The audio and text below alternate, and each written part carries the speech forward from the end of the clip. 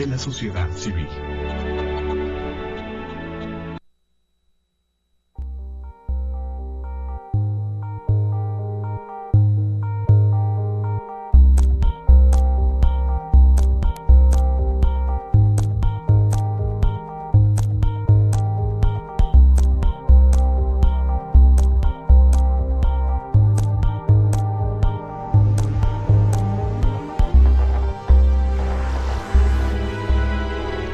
Canal Patrio, voz e imagen de la sociedad civil.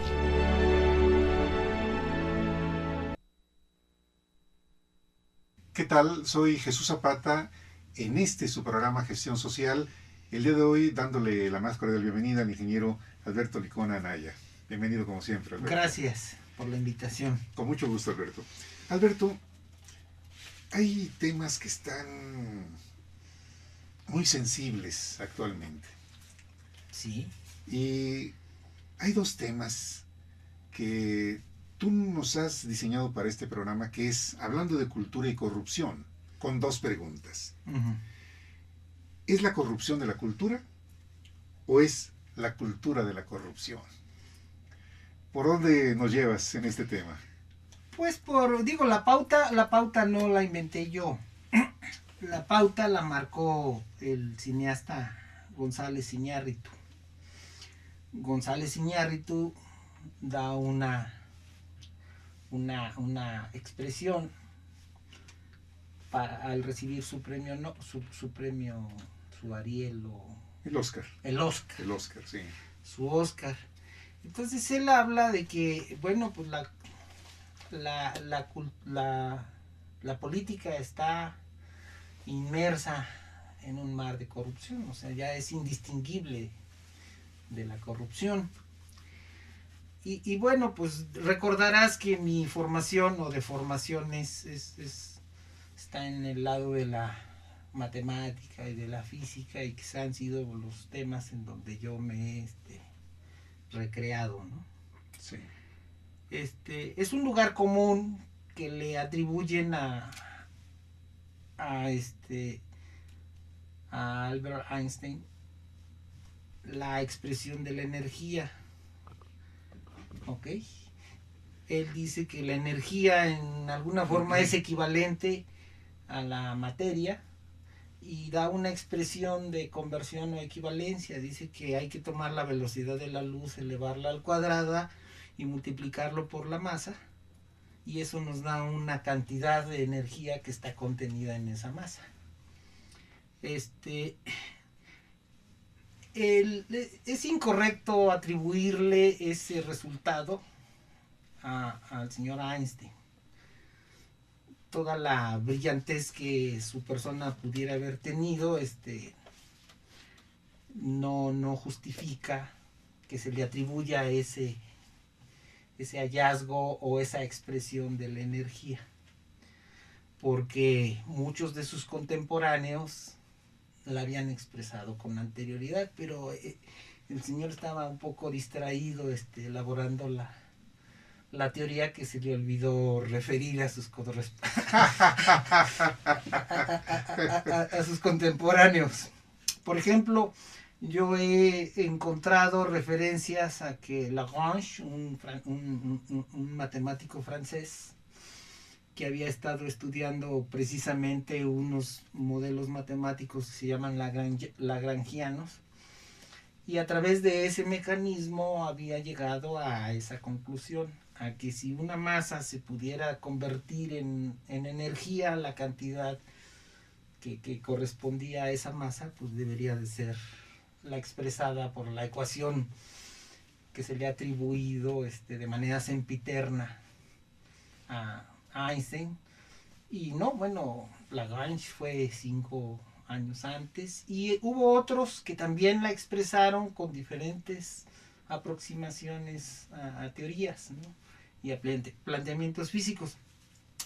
Entonces, bueno, pues yo creo que el señor González Iñárritu, poco acostumbrado a la expresión de Einstein, pero él pudo haber hablado de que la corrupción se podía calcular como la velocidad de la luz al cuadrado multiplicada por la actividad política de la sociedad, ¿no? O sea, es una manera de equivaler a la política con la corrupción. O sea, esto nos daría hasta una medida, una forma de medida, de decir cómo se corresponde.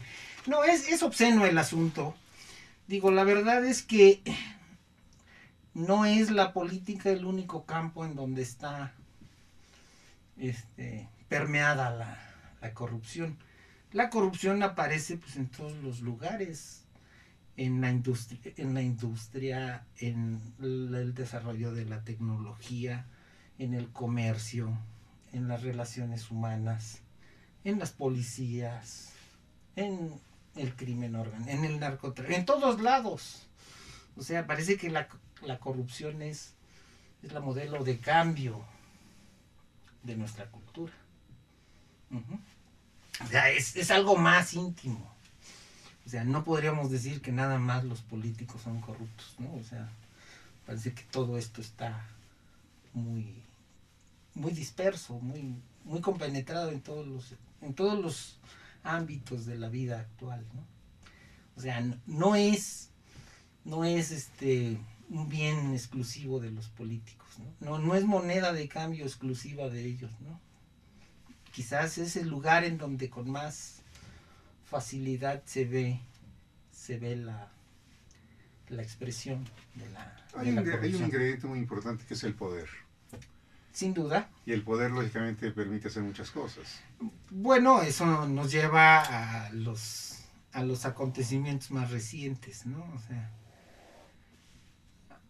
Carmen Aristegui, una de las más destacadas periodistas, Sí. pues se ve envuelto en un torbellino de pasiones y es expulsada de su programa. Sí. Y otra vez uno vuelve a ver cuál es la marca que debemos de proteger. ¿Qué es más importante? ¿La expresión de Carmen Aristegui o la del contratante, que no tiene exactamente un auditorio cautivo? ¿No? La verdad es que hay muchas expresiones en el sentido de, bueno, ¿y quién perdió más? ¿La señora Aristegui o la cadena que la contrataba, ¿no? Porque, entre otras cosas, pues lo que está subyacente a todo eso es el uso de un segmento del espectro electromagnético, la banda de los 2.5 GHz, que originalmente se utilizaba para enlaces de microondas y cierto tipo de usos para televisión, y que ahora pues está encontrando unas utilizaciones mucho más atractivas en la telefonía celular. Entonces están tratando de rescatar esas frecuencias que están detentadas en concesión por algunos radiodifusores que no se quieren desprender de ellas. Dicen, bueno, ya me la dieron, ¿por qué me la quitan, no?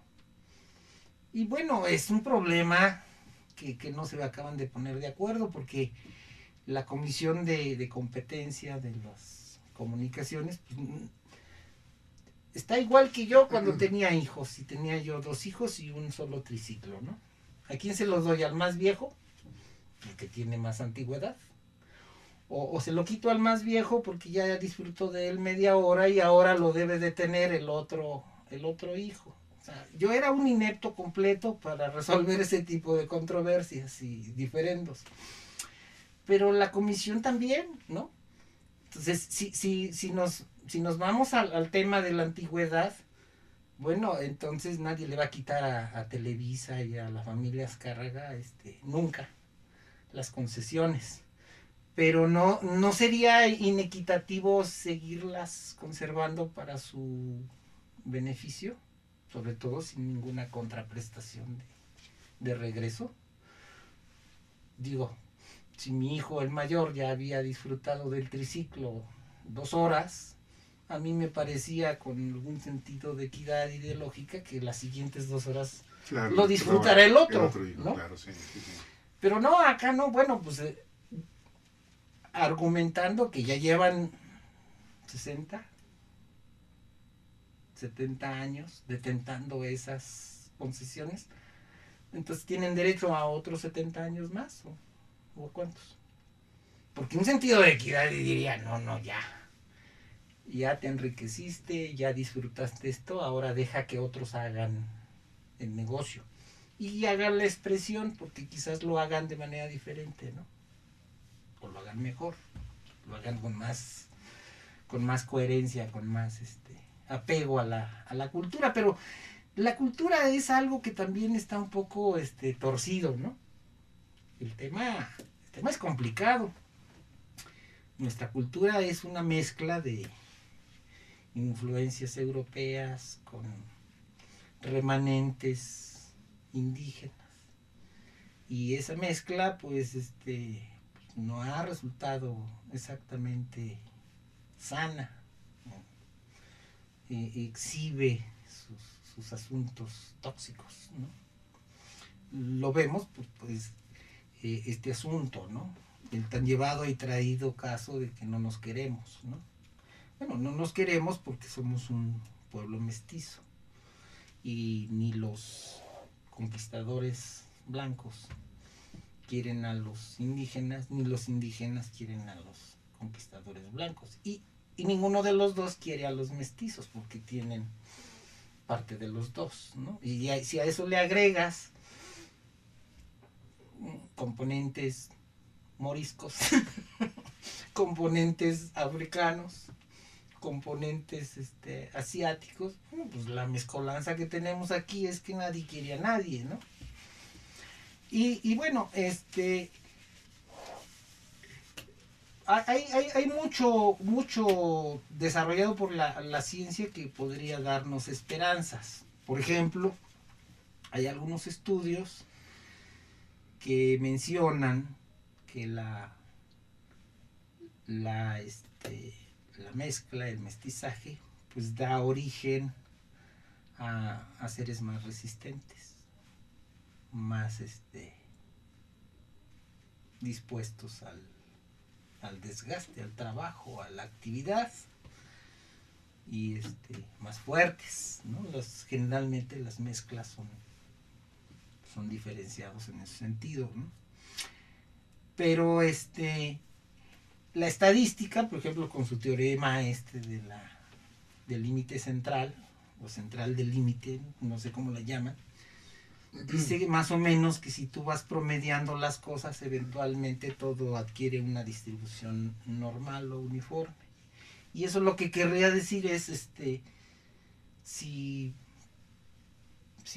estimulas y propicias el mestizaje, pues todos van a acabar eventualmente como una sola raza uniforme. Sí, pero eso va a requerir muchas generaciones, ¿no? Cientos o miles de generaciones.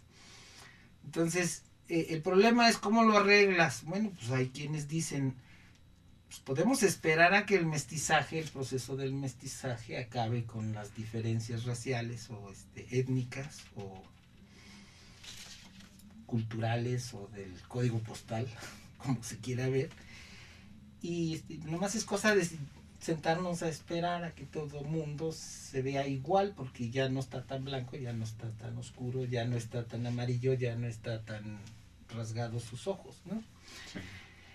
El otro tema, como lo han destacado algunos otros estudiosos, dicen, no, bueno, lo podemos también resolver a través de la forma cultural, porque el ser humano no nomás es gen, no nomás es ADN, también hay componentes culturales y la cultura es muy importante, ¿no?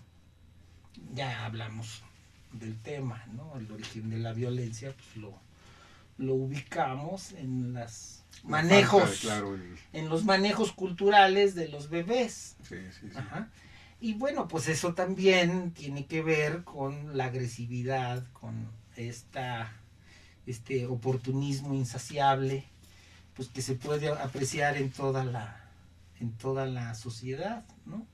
Este oportunismo de que, por ejemplo, un conductor no puede dejar un espacio de seguridad porque aquellos que creen que son muy listos y que además se merecen el espacio para poder ir adelantando a todos, pues se meten imprudentemente, Sí, sí, sí. te quitan ese espacio de seguridad que tú tratas de utilizar. Conservar, claro. Y luego se enojan si reclamas o dices, oye, no es para eso, ¿no? Y lo mismo pasa con el uso de los contrasentidos, ¿no? Tú estás esperando pacientemente en tu carril y ves que todo el mundo cree que tiene derecho a adelantarse. Y lo mismo pasa en las colas de los bancos, y lo mismo pasa en los supermercados, y lo mismo pasa en todos lados, ¿no? Porque ese sentido de oportunidad, de ponerse las pilas, es algo que se fomenta en la cultura. Ahora, aquí hay un tema que... ¿qué es primero? Hablando de la educación. Educación, cultura. Van tomadas de la mano, la educación y la cultura. Sí, bueno, y de eso ya hemos hablado mucho, ¿no? Por ejemplo, hemos discutido y coincidido con este otro de tus invitados, Jaime Villegas Pacheco, pues que la educación tiene principios bizarros,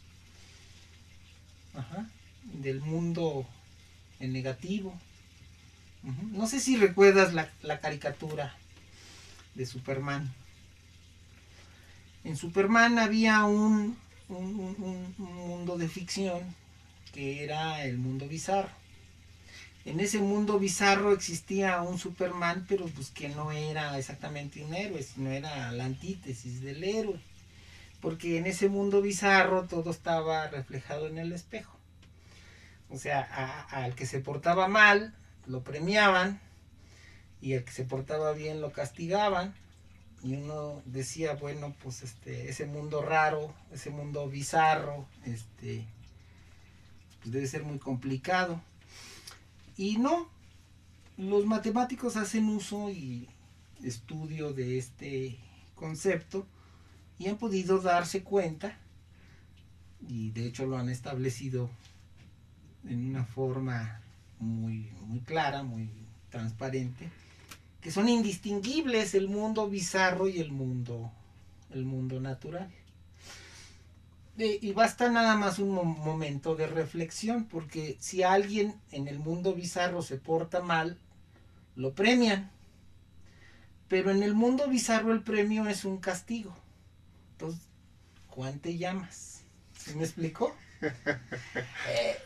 O sea, eso lo que quiere decir es que el mundo normal y el mundo bizarro, con las cosas intercambiadas, los conceptos volteados, son esencialmente correspondientes. ¿Ok? Porque todo está cambiado, todo se cambia, y al cambiarlo, pues con la doble cambio se anula el concepto. ¿Ok? La parte fea es quererle aplicar a un mundo normal criterios que serían aplicables al mundo bizarro. Esa es la parte perversa y esa es la parte pervertida. ¿Sí me explico? Y eso es lo que está pasando. Tú utilizas criterios bizarros para educar a los niños. Te voy a citar un ejemplo.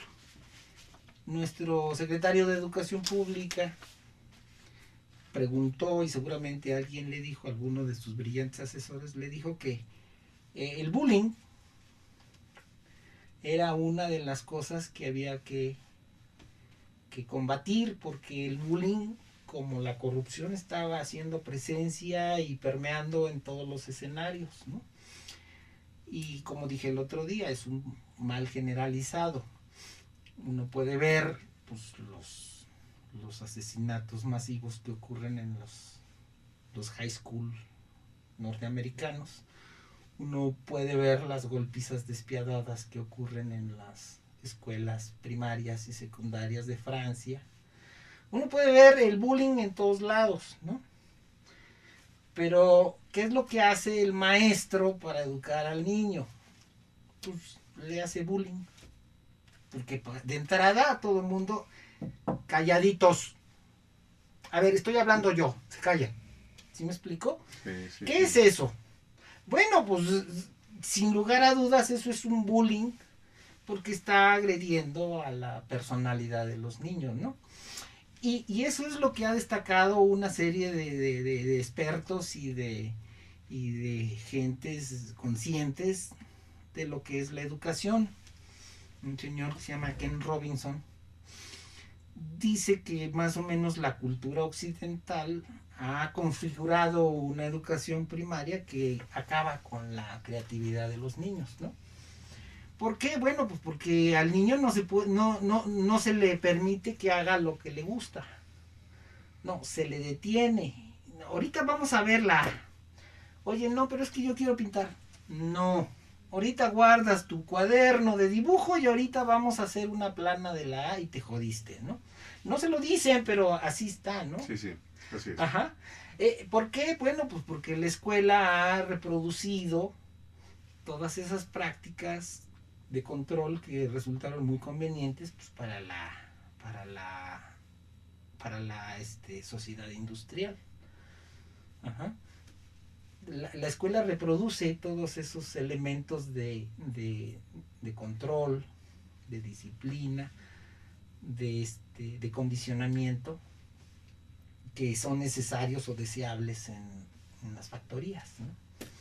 El director de la escuela es el director de la empresa. Los maestros son los jefes de departamentos y allí para abajo, ¿no?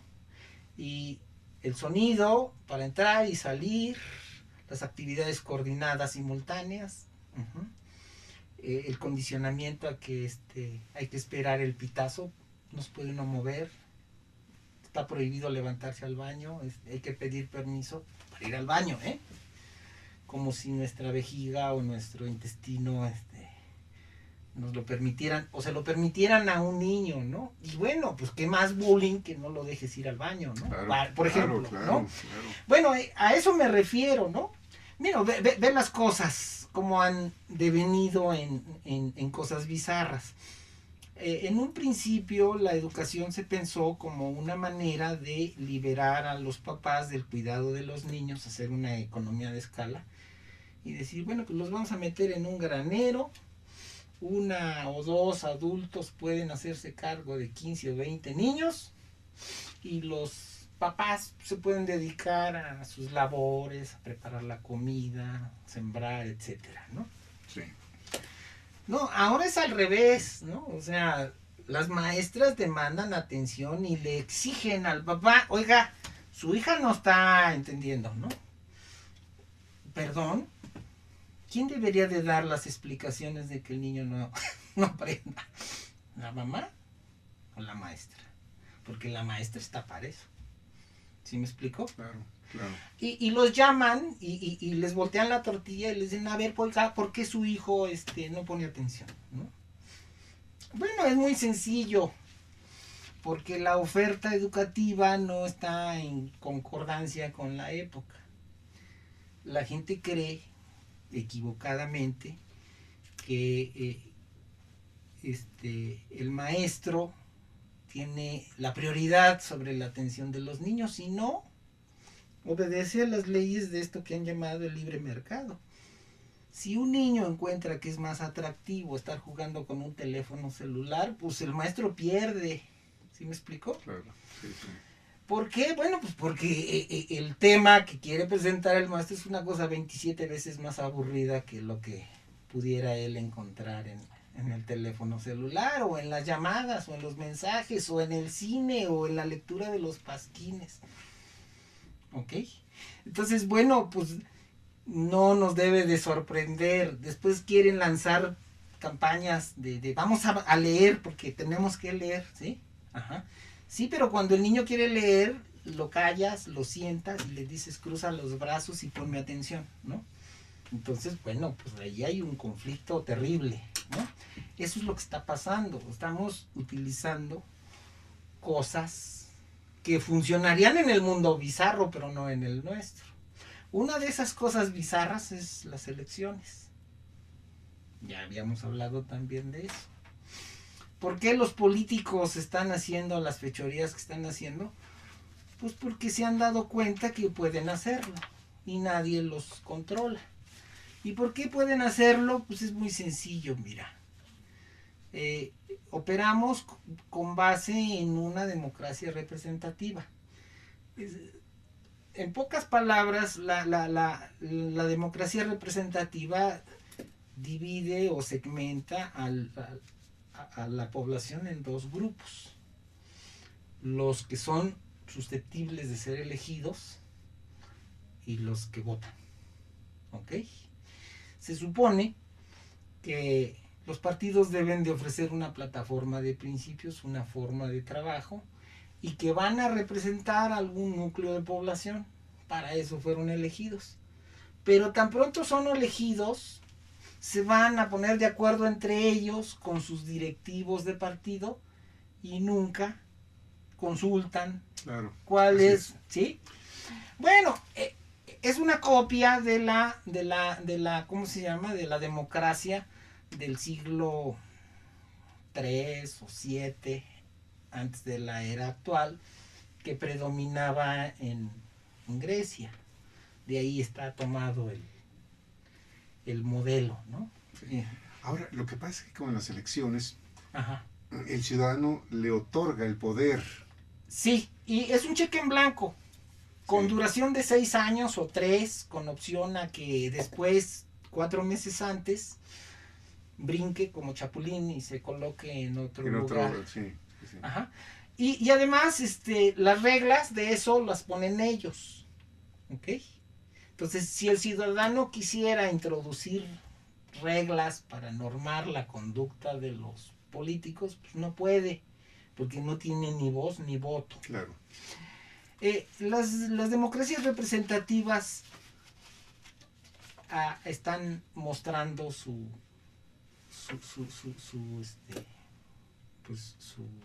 falta de calidad, su estupidez, por todo esto.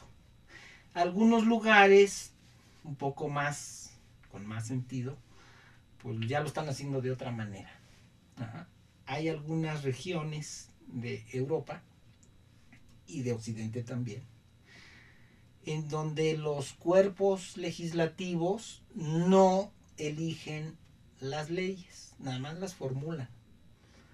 Pero quien aprueba las leyes es toda la población. Y a través de el uso de teléfonos celulares, de internet y de toda la tecnología que hace posible captar la opinión de toda la población y no de una partida de delincuentes. ¿Hay algún lugar en el mundo? Claro que sí. Se llama haciendo? Suecia, se llama Dinamarca, se llama Finlandia. Allá los cuerpos colegiados elaboran la ley, pero quien la aprueba es el grueso de la población. Claro. Porque allá los ciudadanos no son ciudadanos de segundo, no son esclavos, porque ese es el símil que tenemos acá en nuestras ridículas democracias representativas. En la vieja Grecia, los ciudadanos eran los que podían ser electos, los que tenían voto, los que podían hablar, los que podían dirigirse a las multitudes. Y los esclavos no, ni siquiera votaban, ¿no? Sí. Por eso se hacían los espacios para que entrara la totalidad de los ciudadanos. Pero las mujeres y los esclavos, pues eso es porque tienen que opinar, ¿no? Acá el único adelanto es que voten. No, ya votaron, no, ya, suficiente. Ay, no, ¿por qué le tengo que enseñar cómo me gasté el dinero? No, ya, es un escándalo ese, o sea, ¿qué les pasa, no? Y además es una pérdida completa de conciencia, porque además, en todas estas rapiñerías, pues creen que tienen derecho a usarlas, que así es, así debe de ser. O sea, ese es el nivel de pérdida de conciencia que tenemos, ¿no? Esas personas son como los que van brincando de carril en carril, adelantando a todos en la cola, que creen que así debe de ser el mundo, así tiene que ser, está hecho para que ellos hagan eso. Porque de otra manera, pues el mundo no funciona para ellos.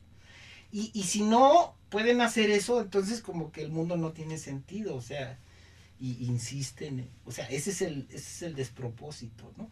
Y ese despropósito parece que es cultural, es todo Occidente lo que está torcido, ¿no? Ahora, mira, hay un libro que escribió Isaac Asimov, habla acerca de cómo se hacen las elecciones en el siglo 34. Ajá. Él lleva la cosa a una situación que es pues es aberrante. Ajá. Él describe que hay un instituto que tiene registrados a todos los ciudadanos, los tiene perfectamente controlados con chip, huella digital, iris de los ojos y todo, ¿no? Y electrocardiograma para que con el pensamiento se le pueda reconocer, ¿no? Y todo. Y la manera de nombrar al primer ministro de aquel asunto es porque se genera una micromuestra en la población elaborada con una tecnología muy sofisticada que han desarrollado los matemáticos estadísticos. La micromuestra la han podido reducir al mínimo de la expresión, o sea, van a entrevistar a una persona. Pero esa persona es escrupulosamente seleccionada entre toda la base de población. Y no le van a ir a preguntar quién es el que debe de ser el primer ministro o el presidente o cualquiera que sea la figura de gobierno. Sí. No, le van a hacer una serie de preguntas que podrían considerarse efemérides. Le van a preguntar la hora, que si le gusta el fútbol, que si le gusta el cine, que si le gusta el teatro. Y de todas las respuestas que haga, van a concluir cuál de los ciudadanos que, según el criterio de selección muestral que ha desarrollado toda esa tecnología, entre ese pequeño espacio, cuál de todos esos son los que mejor corresponderían a las respuestas incidentales del gran elector. ¿Ok? Bueno, esa es la expresión, vamos a decir, más ridícula, más abyecta de la democracia, cuando todo se ha simplificado a preguntarle a alguien y ni siquiera preguntarle a quién quiere que gobierne. Pero Isaac Asimov hace toda una historia de cómo es que el sistema de elecciones llegó a esa condición. Y pasa por lo que te estoy describiendo. O sea, no es una invención mía. O sea, yo lo leí y lo veo completamente claro. Y además dice, bueno, las leyes las deben de aprobar quienes las van a sufrir y quienes las tienen que observar y quienes tienen que tener conciencia de que las deben de respetar. Sí. Y las van a querer respetar porque ellos las decidieron. ¿Ok? Entonces, el cuerpo legislativo se va a limitar a elaborar las leyes. Pero quienes van a decidir si esa es la regla que aplica a toda la población es la población, no esa pandilla de ladrones. Que de manera natural las van a poner a modo para enriquecerse rápido, para enriquecer a su compadre o para conseguir casas que son muy necesarias en estos últimos días, ¿no? Y que, bueno, pues pueden estar detrás de los cambios de comentaristas de noticias. ¿Ok? A mí me preocupan varias cosas. En el caso de la señora Aristegui, me remito a una situación análoga. Hay una publicación con caricaturas muy jocosas, muy hirientes. Charlie Hebdo, que sufrió un atentado. El atentado inmediatamente en Francia fue identificado como un atentado contra la libertad de expresión. Hubo ahí alguna matazón o algo. No vamos a decir que de manera gratuita ni merecida, ¿no? Quizás la represión o la represalia que aplicaron a esa publicación pues, fue desproporcionada. Una cosa es publicar una caricatura obscena o sobre cualquier figura religiosa, y otra cosa es pues, que lleguen a masacrarlos, ¿no?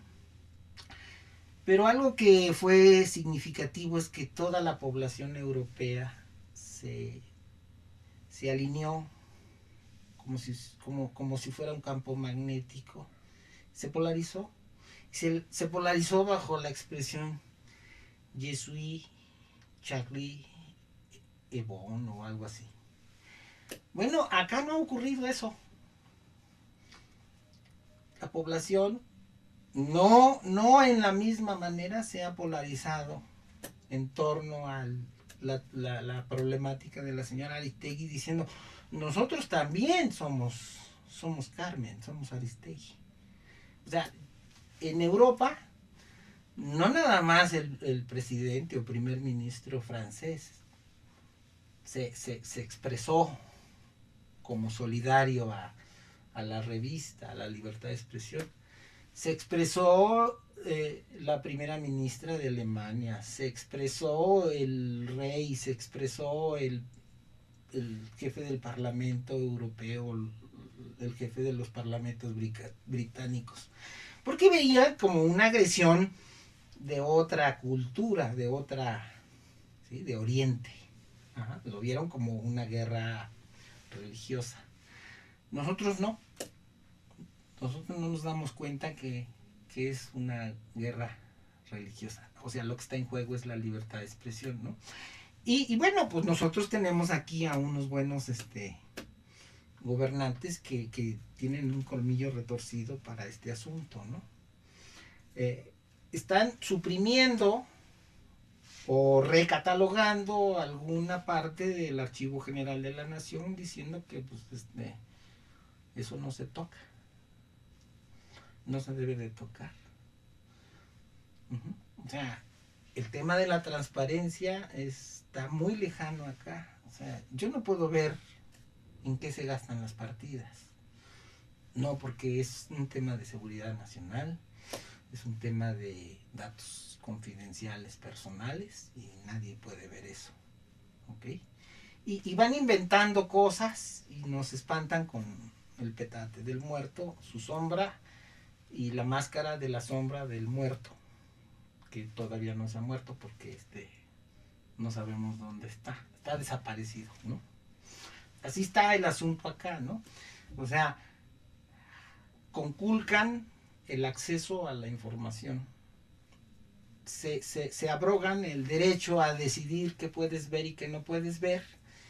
Y bueno, pues es el caso de los temas del 68, ¿no? Por sobre de esos expedientes pues, pesó un hermetismo de 30 o 40 años, ¿no? Para que no se pudiera identificar al delincuente que cometió los ilícitos, ¿no? Porque además el señor no se sentía delincuente, no se sentía violador del orden. Bueno, como ves, el tema es muy complicado, ¿no? Muy complejo. Pareciera que está en la naturaleza de la cultura. Pareciera que van de la mano, como hermanos siameses. No se pueden desprender cultura y corrupción. Por eso la pregunta, ¿a qué estamos participando? ¿A qué estamos asistiendo? ¿A la corrupción de la cultura? ¿O es la cultura de la corrupción? Es la expresión que maximiza, que potencia, que desarrolla, que hace florecer a la corrupción, ¿no? Pues más bien parecieran las dos cosas, ¿no? Y bueno, también hay un tema matemático que pues, podría estar mezclado en este asunto, ¿no? Es un tema que alguna vez describieron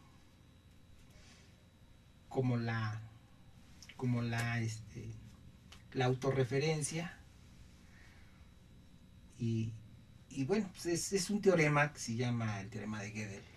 Tiene unas expresiones un poco confusas, pero básicamente lo que dice es que no puedes hacer un sistema de datos de leyes coherentes porque eventualmente van a generar una contradicción. ¿Qué quiere decir eso? Bueno, pues quiere decir es que en la medida en que tú vas haciendo el formalismo, la formación de reglas, de leyes, pues es muy complicado garantizar que no van a entrar en contraposición una con la otra. A veces no en forma directa, a veces en forma combinada. Entonces, cuando eso ocurre, pues viene una controversia de los intérpretes, de los ministros que van a interpretar la prioridad o la pertinencia de una ley sobre la otra, y ahí ya no se ponen de acuerdo. Y ese es precisamente el papel de la Suprema Corte de Justicia. Y bueno, pues ve también el desaseo con el cual están formando estos grupos colegiados, ¿no? Acabamos de pasar de un evento de esos, ¿no? Y eso también nos lleva a, bueno, ¿y por qué la población no elige a esos señores a través de su voto directo, a través de un celular o de una aplicación de tablet o una computadora o qué sé yo, una llamada telefónica? Yo quiero a este señor, al otro no. ¿Por qué tienen que ser los diputados los que eligen en base a una terna? ¿Por qué no? Bueno, y te menciono todo esto porque nos venden las virtudes del sistema a medias. No sé si conozcas un proceso que se llama insaculación. En los procesos electorales se utiliza, insacula, claro. Se insacula. ¿Por qué se insacula? Bueno, pues porque la gente se resiste, digo, si no cree en el voto, mucho menos en ir a cuidar las urnas, porque pues, es práctica común, todo mundo está ahí metido hasta las orejas en el berenjenal. ¿Okay? Nadie quiere ser participante de esas historias de terror, entonces casi los tienes que obligar. Los que empiecen con A y que hayan nacido en 1954 a cuidar las urnas, ¿no? ¿Por qué? Pues hay que irlas a cuidar y esa es la única manera de garantizar de bla bla bla bla bla. Bueno, yo te pregunto, ¿por qué no insaculamos a los candidatos a diputados federales? ¿Por qué no los insaculamos? Es decir, a la goma los partidos. Nos hacemos una insaculación de los que viven en el distrito, sacamos una muestra de 5 monos, 5 personajes, describimos su historia de vida y que la gente que vive ahí vote. A ver, ¿a quién quiere hacer rico de esos 5? Y mira todo lo que nos ahorraríamos: campañas, partidos políticos, plurinominales. Al diablo todo eso. Insaculamos a los candidatos, que la gente vote por teléfono, por cualquier medio. En 2 horas acabamos. No hay campañas, no hay discursos, no hay spots en la televisión. Bueno, sí, habría que encontrar cómo vamos a subsidiar a la televisión, porque si no, quedaría en la miseria, ¿no? Pero nos ahorramos toda la lana de los partidos, ¿no?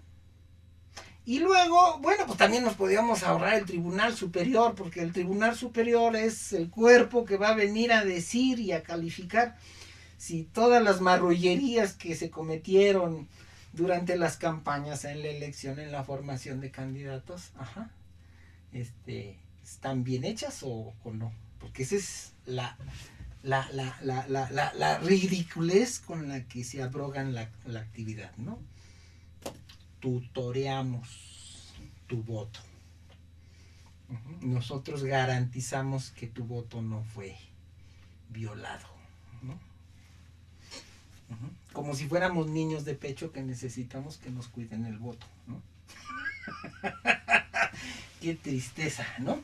Bueno, esto yo no lo inventé, lo inventó Isaac Asimov en su libro que se llama El Gran Elector. Y lo describe como el tránsito natural, como el tránsito que la democracia debe de ir ganando, pues para dignidad de sus ciudadanos, ¿no? Porque los ciudadanos parecemos no tener dignidad. O sea, nuestra palabra es muerta, nuestra opinión no tiene voz. No existimos. Porque además no saben contar, ¿no? Siempre se equivocan en el conteo. Siempre salen más o menos. O las boletas no pintan bien. En fin, hay toda la problemática del mundo. Y bueno, pues ese es el tipo de reformas que deberíamos de resolver con el concurso de la tecnología, ¿no? En el pasado se construían los grandes gimnasios, los grandes estadios para dar cabida a toda la ciudadanía, que nadie se quedara fuera. Ya esa historia no es realizable, no es posible. No podríamos estar haciendo un estadio para convocar a todos los votantes. Y sería un desorden. Que levanten la mano, ¿no? Tenemos algunas evidencias con algunos ejercicios que algunos personajes hacen en el Zócalo, por ejemplo, ¿no? Pero para eso sirve la tecnología, para contar los votos, para recabarlos, para estar seguro de que nadie los envileció. Es el tipo de cosas que no hemos resuelto y que deberíamos de resolver antes de que se nos acabe el sol, ¿no? Porque el sol se va a acabar. El sol es un ingenio por ahí, un reactor que quema hidrógeno para producir la energía, radiarla y calentar a todos los demás. Pero la cantidad de hidrógeno que tiene pues está limitada. Y más o menos la estimación dice que en unos 5.400 millones de años se va a apagar. Bueno, ese es nuestro margen de actuación. O sea, no tenemos una eternidad para hacer bien las cosas, tenemos que empezarlas a hacer bien ya. Bueno, Alberto, el panorama no es alentador. ¿El qué? Panorama, con lo que tú has planteado. Bueno, no, porque cada vez la parte, el envilecimiento de las prácticas, lo aberrante de las prácticas es mayor. O sea, cada vez las ostentaciones, los robos, las corrupciones son más desproporcionadas. Bueno, ve el tema del agua. Hace rato estaban hablando del tema del agua. Así es, sí. Están construyendo un acueducto en Monterrey. Van a desviar agua de un curso y lo van a encauzar para ciertos lugares y lo van a privatizar. Lo van a privatizar para luego que una empresa responsable sepa lo que está haciendo, porque las administraciones municipales, estatales o federales no saben, ¿no? Pero lo van a hacer con recursos públicos. Y luego pues sí, claro. ve el proyecto, se van a pagar en 48 años todas esas obras. Creo que es el grupo IGA, no estoy seguro, pero por ahí oí o vi el nombre y me sonó. Creo que yo conozco a estos señores, o he oído hablar de ellos. Y resulta que están ejerciendo un presupuesto para gastar en 40 o 50 años. Y yo digo, ¿con qué derecho? ¿Qué le autoriza a esta administración gastarse más allá de lo que pueda recabar como impuestos en los 6 años a que tienen derecho? ¿No? Muy bien. Tenemos algunos minutos. Bueno, pues ese es un ejemplo. Otro ejemplo es la vacilada esta del aeropuerto de la Ciudad de México. O sea, es un aeropuerto de primer mundo. Va a permitir un flujo de 40 millones de viajeros al año. Sí. ¿Y para qué los queremos? ¿Dónde los vamos a meter? Además, bueno, yo recuerdo que esto era una cuenca hidráulica. O sea, el Valle de México era un lago. ¿Tú crees que no va a seguir siendo un lago a largo plazo? O sea, es una cantidad increíble de recursos en electricidad, en ductos, en desasolve, de drenajes, lo que se tiene que realizar para mantenerlo seco, porque normalmente se llena de agua. Era la Venecia de América. Era lo que le daba vida al imperio azteca. A través de sus chinampas tenían siete cosechas al año. Pues todo eso desapareció. Lo llenamos de asfalto. Lo único que tenía tierra era la calzada de Tlalpan. O sea, es lo único que deberíamos de conservar. Todo lo demás era agua. Las chinampas llegaban desde, no las trajineras, llegaban desde Xochimilco y Chalco hasta el centro de la Ciudad de México, ¿no? Sí, bueno, esa era la configuración original de este lugar. Ese era el valle de la Náhuac. Era una cuenca hidráulica. Es como pelear contra un huracán. O sea, por muy grande que hagas el drenaje, se tapa y se va a tapar y se va a seguir tapando. Y cada vez va a demandar más recursos. Bueno, ahora ponle un aeropuerto allí. ¿Y para qué? ¿Para qué queremos 40 millones de visitantes al año? ¿Dónde los vamos a meter? ¿Quién va a venir? ¿Hay un estudio de mercado? O sea, ¿por qué esas obras? Digo, es como construir una pirámide, ¿no? Es que necesitamos hacer una pirámide más grandota, porque hay una muy grandota, entonces necesitamos hacer una más grandota porque sí, se tiene que, es el prestigio de la administración. No, yo creo que ya eso tiene que aterrizarse, o sea, no, son obras faraónicas que ¿para qué las queremos? ¿Quién va a venir a ver qué en los museos de la Ciudad de México? A jugar en los casinos de la Ciudad de México, a comer tacos de tripa en la Lagunilla. O sea, no, yo no me puedo imaginar cuál es el contexto en el cual van a llegar aquí 40 millones de viajeros en esa terminal, ¿no? O sea, sí me puedo imaginar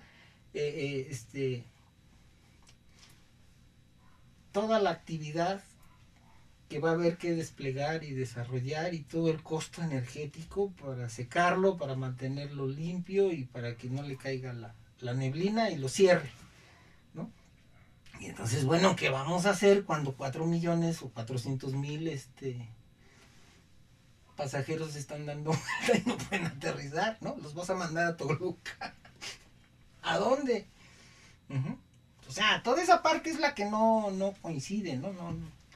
Y todas las demás obras están igual, o sea, ¿qué vamos a hacer, no? O sea, vamos a poner un centro comercial más grandote de los que ya hay, porque han sido muy exitosos, sí, pero ¿y de dónde van a salir los productos? ¿De dónde va a salir el dinero? ¿De dónde van a salir los compradores?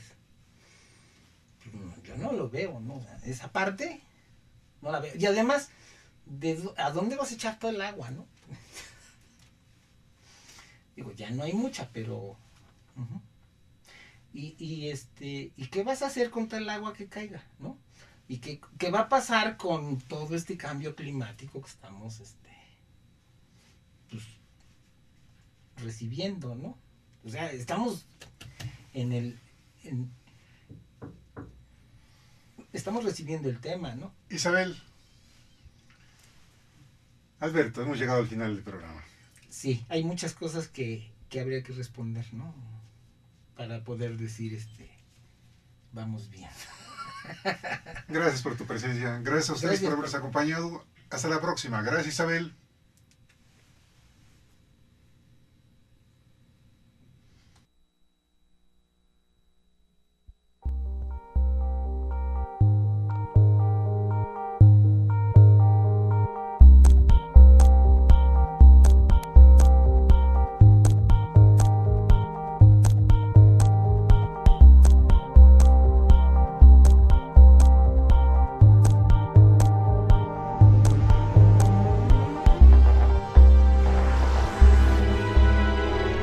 Canal Patrio, voz e imagen de la sociedad civil.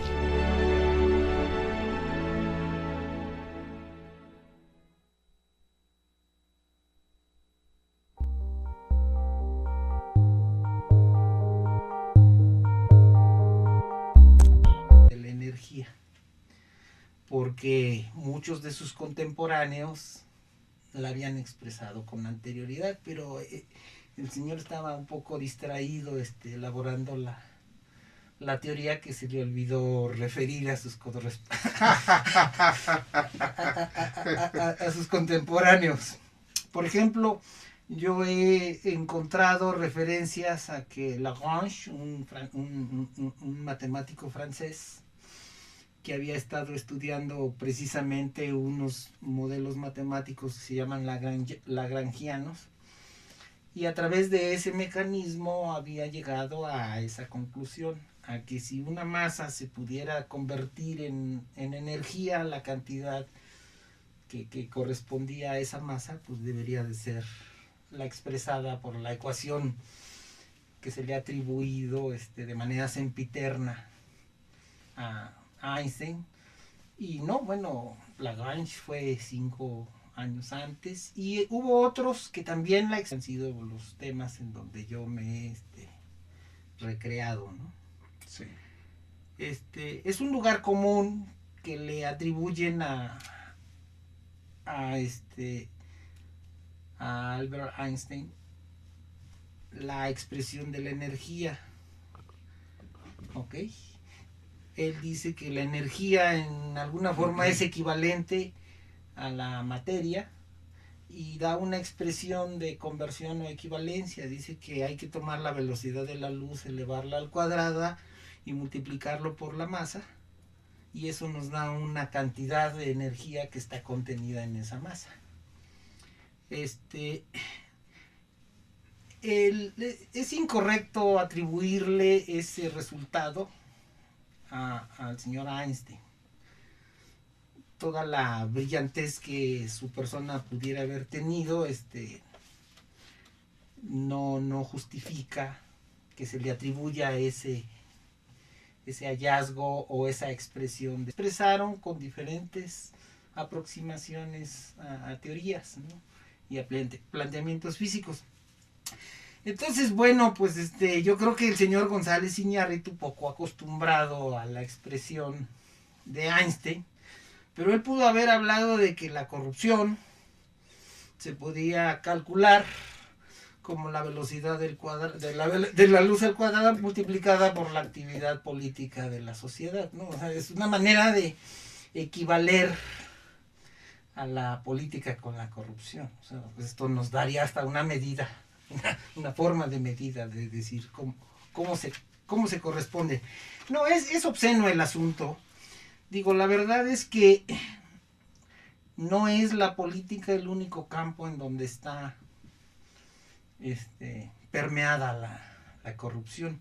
La corrupción aparece pues en todos los lugares, en la industria, en el desarrollo de la tecnología, en el comercio, en las relaciones. Nos has diseñado para este programa que es hablando de cultura y corrupción, con dos preguntas. ¿Es la corrupción de la cultura o es la cultura de la corrupción? ¿Por dónde nos llevas en este tema? Pues la pauta no la inventé yo. La pauta la marcó el cineasta González Iñárritu. González Iñárritu da una expresión al recibir su premio, su premio, su Ariel o El Oscar. El Oscar, Sí. su Oscar. Entonces él habla de que, bueno, pues la política está inmersa en un mar de corrupción, o sea, ya es indistinguible de la corrupción. Y bueno, pues recordarás que mi formación o de formación está en el lado de la matemática y de la física y quizás Imagen de la sociedad civil.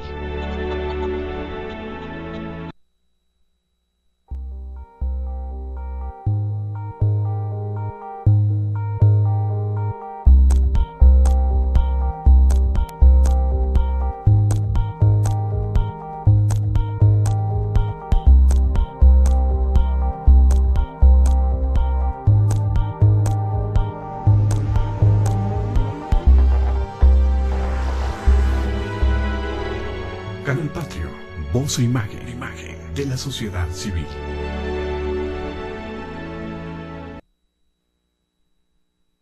¿Qué tal? Soy Jesús Zapata en su programa Gestión Social. El día de hoy dándole la más cordial bienvenida al ingeniero Alberto Licona Anaya. Bienvenido como siempre, Alberto. Gracias por la invitación. Con mucho gusto, Alberto. Alberto, hay temas que están muy sensibles actualmente. Sí. Y hay dos temas que